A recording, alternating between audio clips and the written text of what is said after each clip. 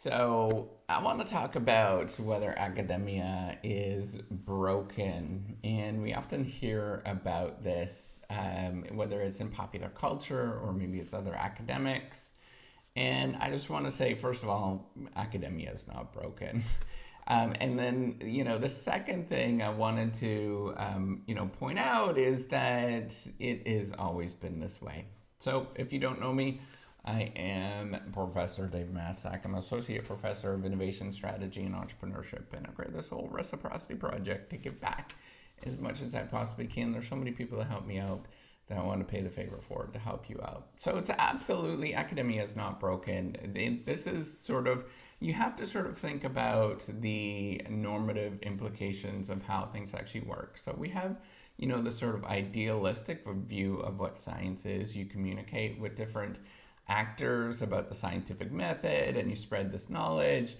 However, there's sort of normative ways to actually do things. And the way that science has always been, in fact, you can go back and look up and read some of the stories from original sciences, is that scientists and famous scientists, as well documented in sociology of science, and as well as the stuff that goes on in the innovation literature, for example, is that there is what's called a Matthew effect, and this is where there's compounding resources that are given to certain individuals if they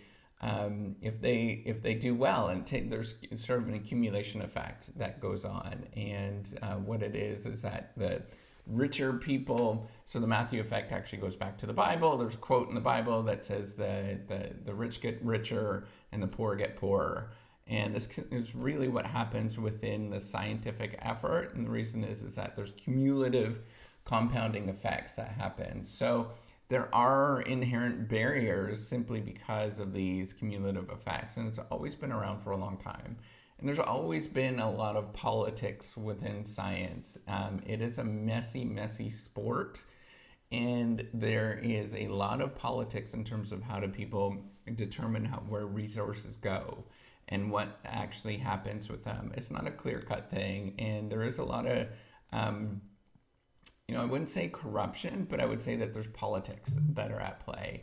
And that is really important to sort of realize within the process, is that, if you're rating people, for example, things are not rated properly. We know that.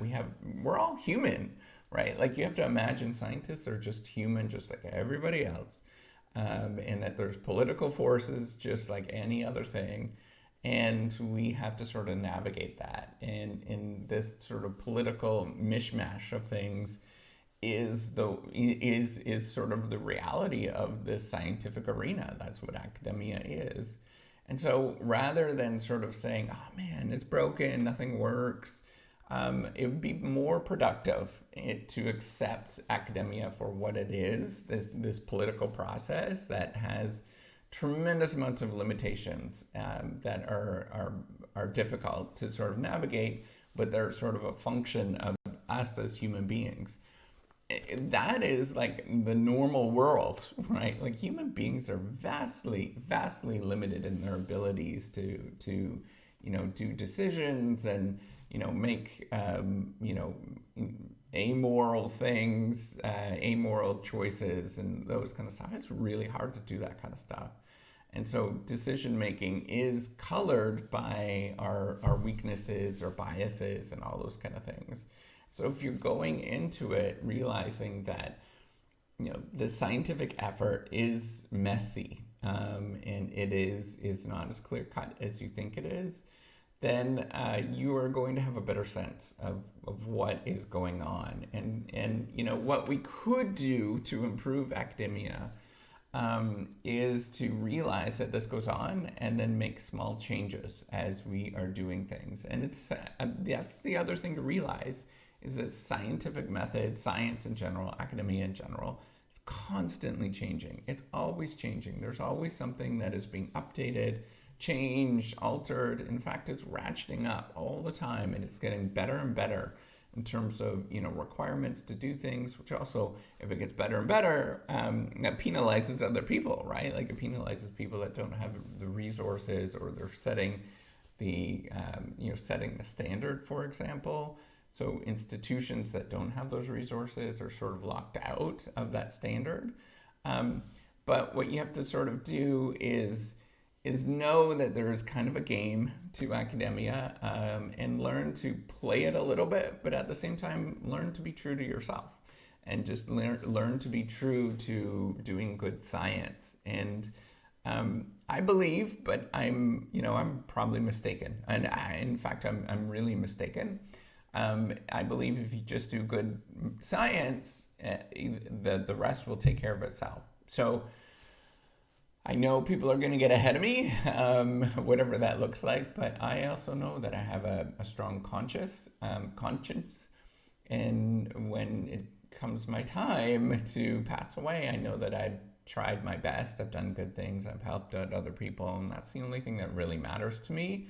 And it's not to do with like all of the rest of it. I might not be as famous or successful as somebody else, but I'm doing good science, and this is what I know. And I think if you have that mindset, it's going to be helpful to you to navigate some of these things, because there will be a time, if you're playing the game and you get swept up into it, and we all get swept up into it, that you're going to be crushed because of something that's unfair or doesn't seem like it's just. And that's just the reality of it.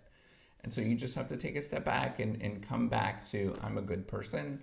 I'm doing things, doing good science, and I'm going to just keep doing that and not worry about all the outside forces that are going on there. So hopefully that helps you with this. And academia, it's not broken. It's the way it's always been. It's just gotten a little bit more complicated, I would say, as we sort of grow and expand our understanding of what academia is. But at the same time, realize that these forces have been around for a long, long time, and I don't think we're going to see them change in the near future. We're going to see improvements, but we're not going to see the sort of general problems that we've seen for many years, for decades and decades and decades. We're not going to see those disappear. So that, give me a thumbs up. Do subscribe to the YouTube channel. Take care and have a wonderful day. Bye.